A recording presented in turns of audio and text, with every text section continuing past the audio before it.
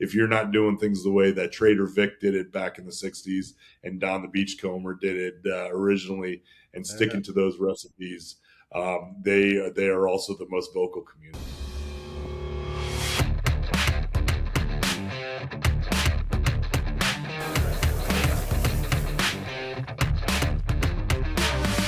Price tag's still on there. Oh my God! And the name brand of the shirt.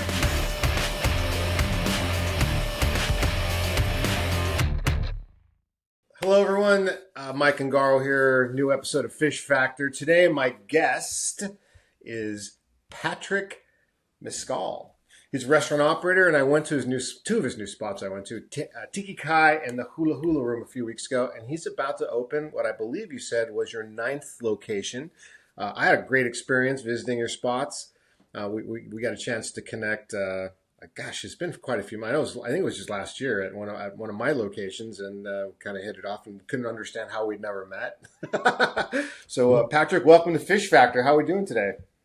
Awesome. Thanks for having me. Ah, for sure, man. So let's start off with a little bit of like your origin story. Like, how'd you get into business? You didn't always live in Southern California, so give us a little background for the audience. Yeah, I am from originally from Long Island, New York, and started out in this beautiful business at 14 years old. Wow, 14. Yeah, at the local Irish pub catering hall, the Irish Coffee Pub. The gents that own that, who still own it today, and I go back and visit. We're friends with my dad. My dad was an attorney in town, did a lot of business together, and I was looking to get some work. My parents were probably looking to get me out of the house and away from torturing my four sisters, so they figured down there would be good. So that's where I caught the bug Wow. with them, everywhere from bussing tables, washing dishes, then waiting and trying to get behind the bar as fast as I could to bartend. Got it. So when did you go from the East Coast to the West Coast? Was that like a one Yes. shot deal, or did you work your way across the country? Yeah, so from there I went from Long Island. I did a stint in college, failed out a few times from there, uh, and bartended as my degree up there as I learned how to bartend. Officially made it into New York City as I waited for some friends. Went to school upstate New York. When I dropped out, I went into Manhattan to a famous steakhouse, Smith and Walensky's on Oh the yeah, Upper East Side. yeah, yeah. There, and just learned from some of the best in hospitality, old boys club, steakhouse hospitality there on 49th and 3rd. So I sat and hung out there for a couple of years as I waited for three of my good friends to graduate college before shipping out and heading west. So we had a plan to get out to South Bay, California, and just put some money away waiting tables at the steakhouse. Did you know? So a couple things. I've been to Smith Walensky in Las Vegas a few times. It's been a while. There's so many steakhouses in Vegas, or really everywhere. Yeah, But my memory of being there was like I think we went with my wife and another couple once, and then most of the trips were like guy trips. So all my buddies would get together and take a trip, and it was a fantastic experience. I'm curious though, growing up in the New York area, how did you learn about the South Bay? Did you know about it? Was it an accident? You kind of ran into it? Like, I don't know a lot of people that know what the South Bay is outside of Southern California or LA area. yeah. So I was lucky. I had cousins. My dad's aunt moved out to the south, out to California in the 70s, Okay. and they had five kids who were in between my dad and my generation. So as I was in high school, all my cousins were getting married, and I started coming out to visit Manhattan Beach, Oh, Catalina Island. They got married and wow. decided very sophomore or junior year, I'm going to figure out a way to get there. Oh, very cool. All right. Yeah, Yeah, that makes sense. yeah, yeah. So as my friends who never in college, I was talking about this place, and they're thinking we're moving to Santa Monica or San Diego. One of the guys didn't even know. I thought we were moving to San Diego a couple weeks before we actually took off. So Wow. I once they came out here and saw we landed in Hermosa Beach, they couldn't believe that this place existed. Man, my so my background is I grew up in San Pedro, but my a lot of my friends just over the years that I made actually lived in. They went to a different high school than I did, and they went to Bishop Montgomery, which is off Torrance Boulevard. Yeah. So like I would go hang out with them and go, I really like Redondo Beach, and I knew Redondo because when I was a kid, before we had to work 7 days a week opening restaurants, that we used to have, my dad used to have. At least Saturday off, even Sunday. So a lot of our weekends, we would go to the pier in Redondo and play video. They used to have a big arcade there. Right now, Oh yeah. right. So we would play video games all day, give each of us a roll of quarters, and then we'd end up at Hot Dog on a Stick next to Old Tony's, Yeah. which I go to now, right? Yeah. Just closed like 6 months ago. The hot dog on I the know, stick, it's which is crazy. yeah, which is a killer spot for Yeah. kids. And I can remember being a little kid and having a hot dog on a stick and like looking around the back of that building and watching the waves crash and oh man, it's just so many great memories in Redondo. And so my wife later on when we got married, she ended up becoming actually before we were married, she was a teacher in Redondo Beach by coincidence because she grew up in Orange County. And so we ended up living in Redondo for a while when we first got married, and she was a teacher at Toledo Elementary School. So I became friends with all these people in the area. I hung out there more than anywhere else. So a lot of my memories growing up are Hermosa, Manhattan, Redondo Beach, Torrance, Rat Beach, So Yeah. I love getting back out there. I haven't figured out how to move out there again because we don't live in that area now, but that's always been kind of my goal. So connecting with you, I'm like, oh, now I have a new excuse to go. Yeah. Come on up anytime and visit. I'm sitting right here. This is Catalina. My office is right here on Catalina in the Riviera Village. So. Oh, really? In Riviera Village? Oh, okay. Yeah. So I meet my friends meet in Riviera Village almost every Friday for happy hour. And Yeah. I'm gonna make it a point to now let you know next time I meet them because a little bit. I'm staring at Rebel Republican Hennessy's right now. That's one of the places we're always at. All right, that's so great to know. Okay, so I interrupt you. There's a piece of the story missing. So now you're moving into South Bay. Bartender is the background, but how do you get into business owner? Because they're not the same. Like working in a business and owning a business, especially in and like food or hospitality, totally different skill sets. How'd you transition? Yeah, it was certainly so from an early time out. I was working at Salt Creek Grill in El Segundo. That was my first job here behind the bar. A great spot, and in that met a bunch of different owners and operators in the South Bay. I hooked up and started working at a local bar in Hermosa, and the owner there knew that I wanted to own own a restaurant. So what year is this? Like just for a reference. This is about 2000, and so I moved out to California in 2007. Started at Salt Creek, worked there for 5 years, and then went behind the bar in Hermosa. Partnered up with that owner and opened up my first Torrance Tavern in 2015. I gave up drinking the day before I turned 30 years old. Okay, that was 12 years ago. And I needed to fill some time and space, and I got 3 jobs, put together every dollar I possibly could to buy my first 20% of a restaurant and bar. Nice. So, okay. Yeah, no sweat equity. I went into that deal with, and I was short, and I got a loan from my cousin who lives out here, which was a catalyst. Because it was either I was going in for 20 or nothing, and I needed to bridge the gap of the last thing, and he very generously lent me the last and got in 20%. Business partnerships. There were 3 of us in that business, okay. 2 for 40, 1 for 20%. Business partnerships don't always work out, and 3's a crowd. And happened the guy that brought us together was not really meshing with the 2 others. So I had a chance within the first year to go from 20% to 50%. In that, so I got 50% in a short period of time of tavern, which now is a killer spot, but took a little bit to build. It's on a hard. Where is that? Yeah, Torrance Tavern. Is that what it is?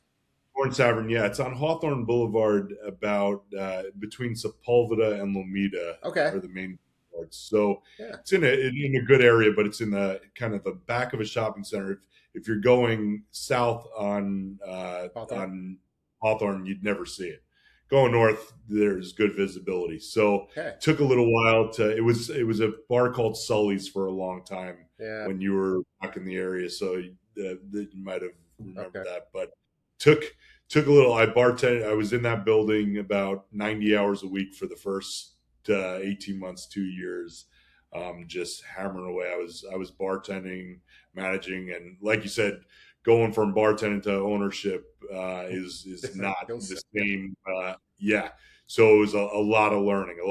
Facebook advertising was still pretty new in 2015.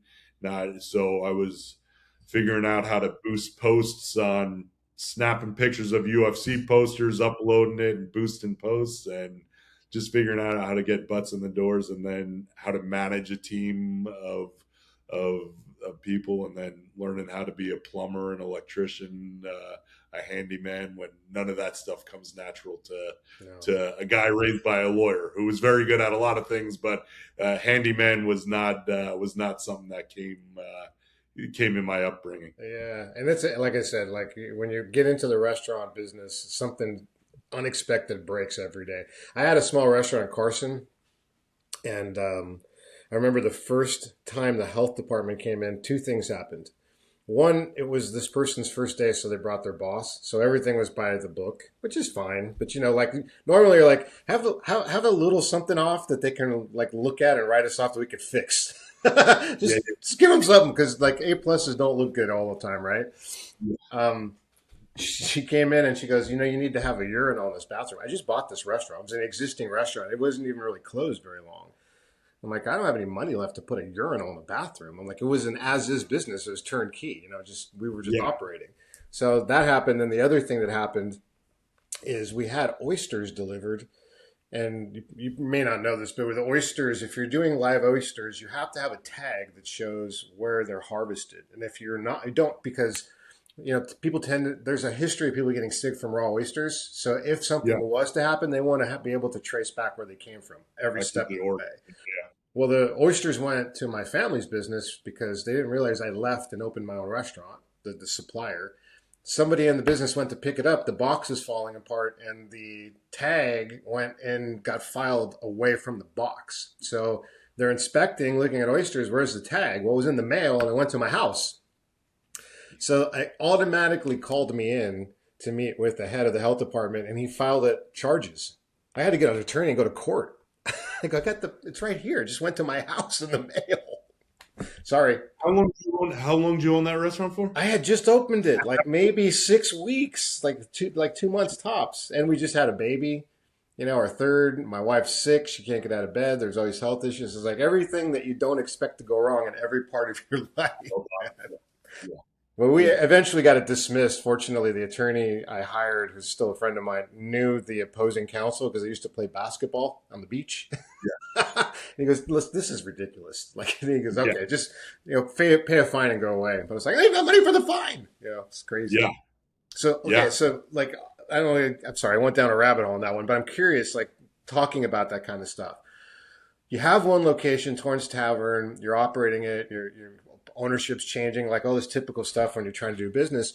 At what point did you say, okay, I'm ready to do a second location? Like how long did it take you were comfortable doing that? Yeah, we sped into it quick. So as with a lot of things, nothing is a lot of blurry lines. So I bought Torrance Tavern with two gentlemen that are about 20 years older than me. Okay. That were they weren't looking at much growth. They were on the other side of their career than I was. I was just getting started. Got it. And I met my best friend at Salt Creek Grill years prior in 2007, Brian Eldridge, who I now own 8 of the 9 businesses with. Wow. So we were always, from 2007, 2008-ish, we were always talking about, we'd go and tell people we own bars. We were talking it into existence, and just anywhere we went, we wanted to tour people's bars and stuff. We were all in on it.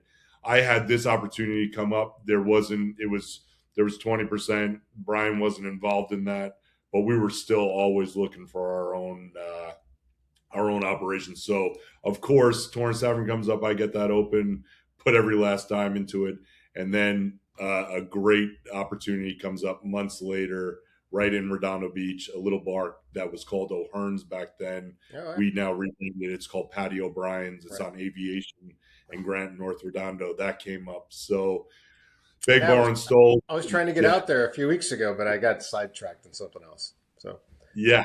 So just a perfect, friendly little neighborhood. It's 1,000 square feet, wow. but it's the type of bars that we, especially in that time, we were looking for to stay in our lane with little local dive bars, 1,000 square foot, no food service involved in it. So, as you could imagine, if you take the kitchen out and the food and all that, and you're just serving drinks, it's a lot easier of an operation.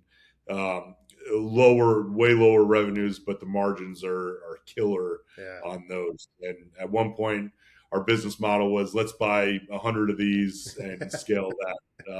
So you find out, yeah, California can't wait to close every one of those down, and to buy good ones is super hard. So, Yeah. but yeah, we closed on that in a year after I opened Torrance Tavern. Okay. So Yeah. now you've got we talked about it a little bit, right? You mentioned it. You're about to open your ninth. I've been to Hula Hula, I've been to Tiki Kai. Yeah. I'm sure I've been to the other ones without realizing they were yours at some point Yeah. in the last 10 years. What when did you start to they're not all tiki concepts though. Is that newer? We're all over the board. We have 5 cocktail bars that are just cocktails, no food. We have a 6-year-old diner in Redondo Beach, Eat at Joe's, a legendary diner That's that we right. bought about 18 months ago. We have a sports bar. We just opened up a large format tiki bar. So we're kind of the opportunities that have presented themselves early on. We were going after those cocktail bars, and then when we saw that there wasn't a ton of opportunity for that, we kind of switched gears. We'd still love to buy them if they're available, but we had to incorporate more into it. So I've Yeah. loved Eat at Joe's forever. As I was bartending down the street, that's where I would go and have a meal before my shift. So we were very lucky to pick that up. But the first tiki bar came. We bought a cocktail bar right on Hawthorne Boulevard, which became the Hula Hula Room. Okay. It was the Zebra Room. The landlord had no interest in keeping it in its previous iteration. And we also owned a very successful dive bar, local bar, about a quarter mile in the opposite direction from there that has a great local business called the Bounty Room. Oh, I haven't been there. Yeah, right down the block. So we decided we had to do something different. The landlord was looking to get rid of the bar completely. So we went in and decided to sell around. We're going to elevate the space.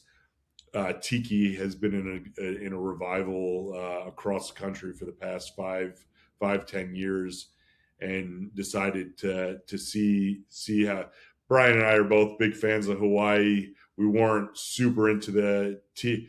Everyone loves a good tiki bar. We didn't know the history of tiki at the time we decided to do this, and we took our first stab at it, opened the Hula Hula Room, and just fell in love with tiki culture and the tiki community. It's a crazy how deep it goes. What resources do you go to learn about it? Is it online, books, people, bars? Like, what did you do?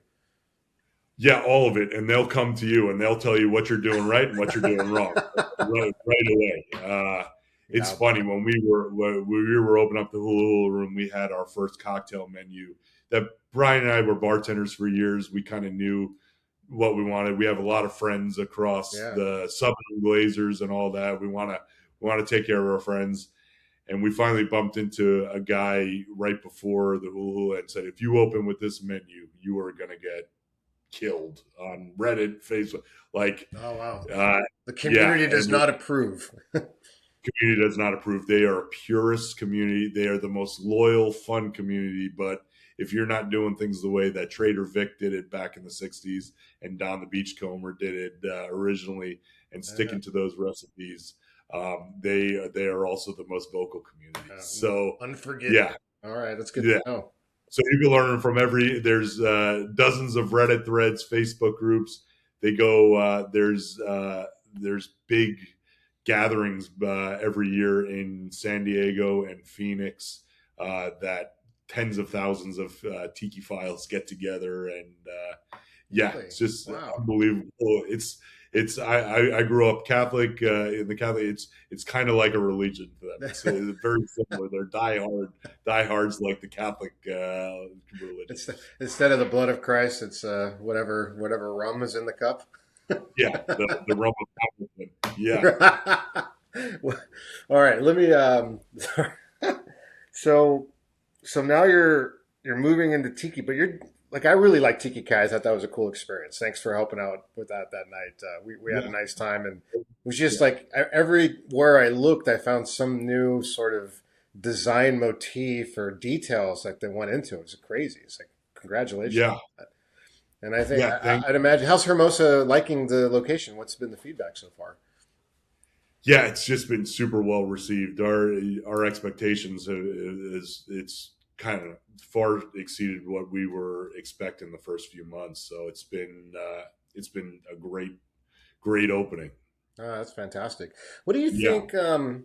Because I'm thinking like Eat at Joe's versus cocktail bar, and then the Tiki Room has a full menu. And does the Hula Hula Room have food too? No, I don't think so. I didn't think so. And now what you're doing is, I think what you told me in the ninth location is where Texas Lucy's used to be, so that had a fire. And there's nobody in the South Bay in that area that hasn't been to Texas Lucy's at some point, whether they're supposed to go or not. I think we stuck in there in high school a lot. Yeah. So that's going to be a different concept, though, I think, right? A different concept. Yeah, we've kind of, what we like is opportunity, but we really like to put what we think the neighborhood is calling for. And over in that neighborhood, it's a lot of turnover in Southwood and Seaside of young families now. Kind of generation has come, and it's now young families, the school age children, and a lot of schools in there, a lot of little leagues in that community there. And we're really playing on that, and we're going to do a full all day family restaurant, modern day aesthetic, but boozy too, because the South Bay is a fun part of town. In 1998, we were looking to buy our first home. We got married in 96. We're looking to buy our first home. And I remember, I want to say Searchlight or Red Light. There's a street somewhere above where that restaurant is. I don't remember what it was. Yeah, the Red Beam. Is that what it was? There was a house for sale. And we looked at this. It's like embarrassing to even share this. There was a small house. I want to say 2-3 bedrooms, 1 bathroom, big lot. But we couldn't afford it. You know how much it was? Take a guess in 98 how much that house cost. 98. $250,000. It's pretty close. I think it was $328. Now, we can't afford this. Yeah. It's got to be worth like $3 million now. Yeah. Crazy. But we just didn't know any better. My wife was teaching in the area. We ended up in a different house that we got a brand new home for like $217,000. We didn't stay there. But it's like when I think back at the time, people were trying to tell me, real estate agents in the area, in the South Bay, this is dirt. It's going to come. You just borrow money from your family. You can figure it out. I'm like, I don't want to be in debt to my family. We got to figure it out. So no regrets. There's still today with these $2 and $3 million properties. I guess we'll be laughing in 30 years when they're 13 and 15 million. But can you imagine? Yeah. Your head just can't wrap around those numbers. So we moved where we moved because my wife's a teacher and she picked the school district that we're in, which is Los Alamitos School District. But the kids are all in the 20s now. So I'm sitting here going, do we stay here or do we figure a way to get back to the Redondo South Bay area? And I'm not resolved yet on what we're going to do, but that's my ultimate goal because I love it out there. Okay, I'm going to go into a different area before we wrap up. We met through a mutual friend on the Entrepreneur Operating System. So I keep thinking like that's been really helpful for us, although I'm still working on how to use it to scale because our restaurants are bigger than yours, right? We've got like a 1,600 seat facility in San Pedro and a 500 seat here in Long Beach, where I'm at today. And in Monterey, we're looking at it'll be about 500 seats. And then we're going to rebuild our original location, which is 3,000 seats. Totally different type of system. And there's this part of me that's like, I should just focus on these little ones like you're doing, and I could sleep better at night. Yeah. but Yeah, you know, you guys are trailblazers. There's no, I could look at least 20 other operators in the area and at least get a pathway to it. You guys are coming up with the business model right in front of us. yeah, it's yeah, it's a good way to put it. I don't know if that's good or bad, but that's a good way to put it. So we just had in EOS, and I've had a couple people from EOS on the podcast that are friends of mine that helped us bring it in. One of the practices is every year you do a 2-day annual where it's all planning, trust building. There's a whole bunch of different things. We just wrapped ours up yesterday, as a matter of fact. And I was thinking about you because I knew we were going to do this today. And I'm wondering, I don't know if how much you've started to use that EOS system or not yet, but what are you thinking? Because 9 locations, different concepts, different peoples. There's so many challenges. I was impressed with the service model at Tiki Kai. I'm thinking this place just opened and everybody's so happy, and so the service was great, and a friend of mine happened to post a picture of the next night. He lives here in Sunset Beach, but he grew up in South Bay, Pedro area, and I was just there, and blah blah blah. And he goes, you know what, we really liked it.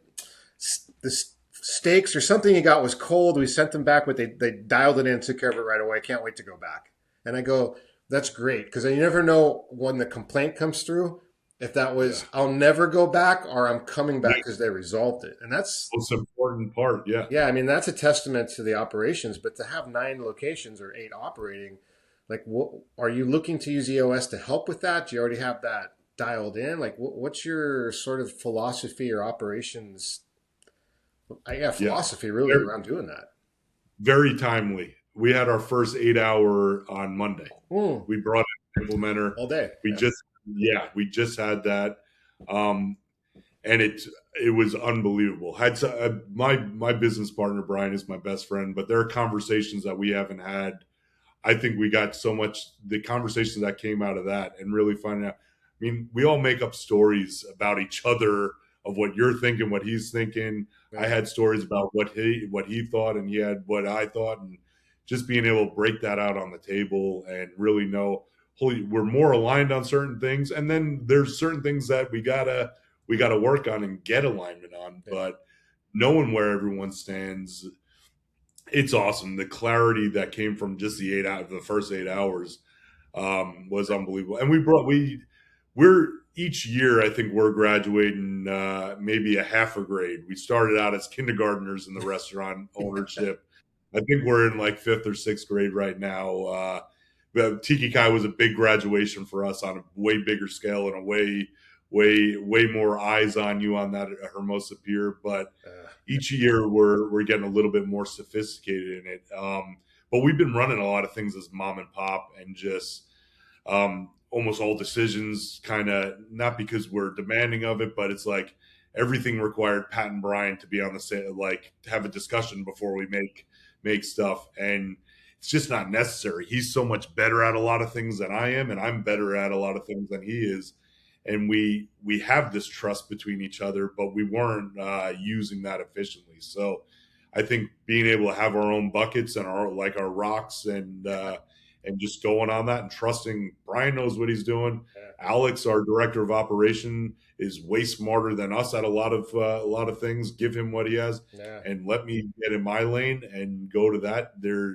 I think we're going to be so much more efficient and grow so much faster and easier. There's a lot of stress in this business. I can't imagine the numbers that you deal with your builds and stuff, but to be able to compartmentalize that and take care of that stress a little bit better. Yeah. I'm super excited for. Yeah. I can't imagine what a two-day session is like though. After 8 hours, my ADHD had plenty firing after 8 hours. So and we started doing the entrepreneur operating system. I want to say it was 2019. It might have been 2018, but I think it was 2019, and then everything got shut down. Yeah. And, because the pandemic hit just a few months later, and we had just opened this Long Beach location where we first met 6 weeks Yeah. before the pandemic. So I don't think I really attribute having the system in place so that people knew, all right, I'm going to sit in this seat and I'm responsible for these things. I'm going to do this. I'm going to do this. Having that all defined rather than everybody trying to do everything and running into each other all the time was like would have been Yeah. a nightmare. And we basically were able to look at the pandemic and go, okay, visionaries me. I got this plan. We need to integrate it Yeah. into, HR is going to handle it this way. Marketing is going to do this. Operations is going to do that. Launch. And like what one of the things that we did was we didn't expect to make money during that time, but we needed enough revenue to keep people employed. So we came up Yeah. with a shrimp tray that could feed 4 people that we could just push out through all the third party channels, which we didn't have. So I'd turn them all on, figure out how they work, integrate in the multiple point of sale systems, by the way. And then Oh, wow. what we did was instead of selling it for the normal price, we said this is going to be a $19.99 meal for a family of 4. We'll make no money on it, but it'll take care of vendors and it'll take care of employees. And the interesting Yeah. part about it was the locals were ordering it. I didn't realize the locals didn't visit us because they want to deal with the lines and the crowds and the traffic and all the other stuff. So like, oh, this stuff's great and it's healthy. I'm getting vegetables and basically shrimp fajitas with a garlic bread, Yeah. tortillas. So we're getting a healthy meal during COVID when everybody's like just trying to stay healthy. And it's a local meal. We're supporting a local business we never went to because we were too busy to we didn't want to deal with the crowds. So, Yeah. but I don't think we could have put all that together and launched it effectively and successfully without the entrepreneur operating system because I think everyone would just been arguing over who, how, what, when, where, why. And it wouldn't have ever gotten around.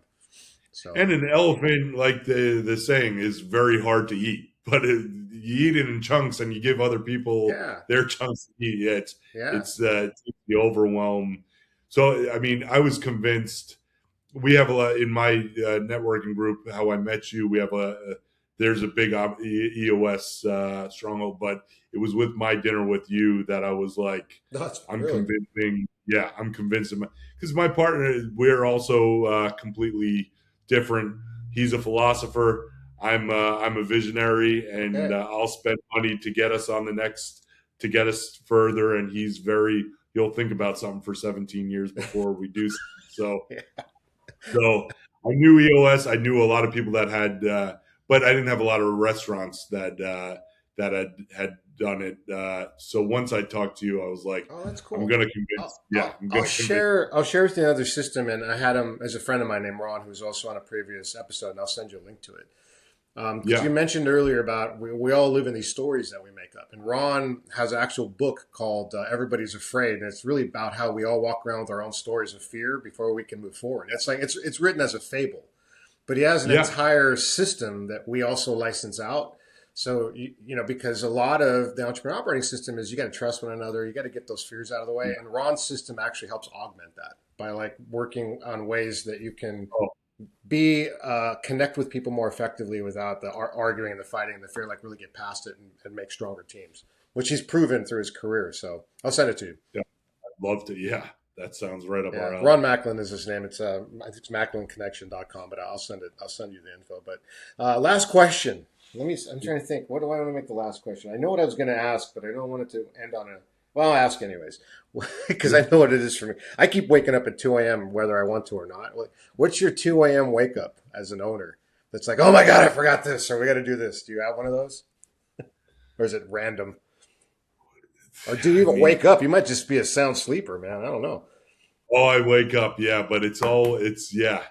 Mine normally has to do with something with the newest location. Yeah. So yeah, it's something where we just got permits for the newest build, and there's always something. What did we forget? What did we forget? Yeah.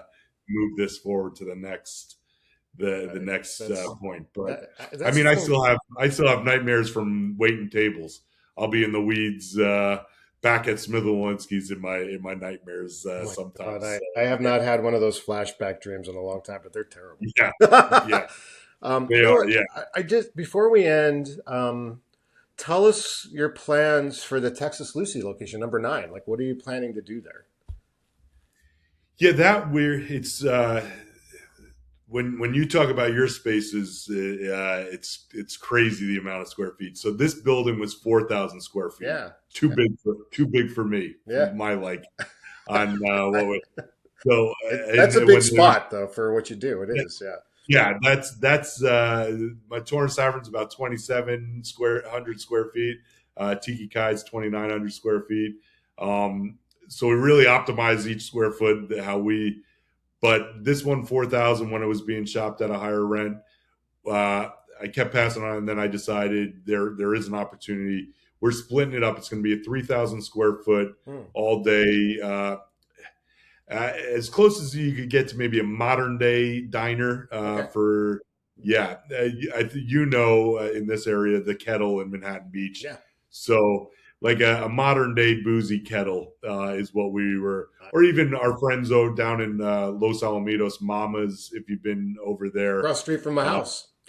Yeah. So Mama's, that guy was a founder of Salt Creek Grill. I worked for him over at Salt Creek, Pete Trucksaw, who I think does a really good job over there at Mama's. And it's just an all day, and they're big into the community, giving in. So we're going to do that in the 3,000 square foot with a full patio and then a little soft play and arcade outside for the kids. And then in the other 1,000 square feet, we're going to do pizza by the slice and thrifty ice cream shop. Oh, man. Yeah. See, I got to move back. Red Beam, right? That was yeah. Right there. So we're learning a whole new. We haven't done pizza yet.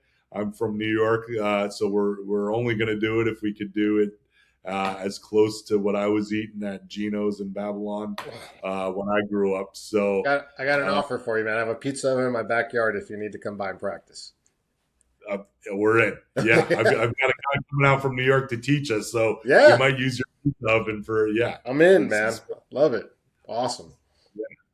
All right. Well, with that, let's call it. Thank you for being on. It was a great guest. A lot of great information. I love your places, man, and I've only been to a couple. I can't wait to check them all out. So we'll see you soon. Thank you for having me. Yeah, I appreciate it. Yeah. Let me know next Friday you're up here. Yeah, I will. We're there. Yeah. Yeah, I wonder if maybe tomorrow. I'll find out. I don't know. Yeah, that's for sure. Not next Friday, but I will. They usually go every Friday. I'll find out. We'll meet up, man.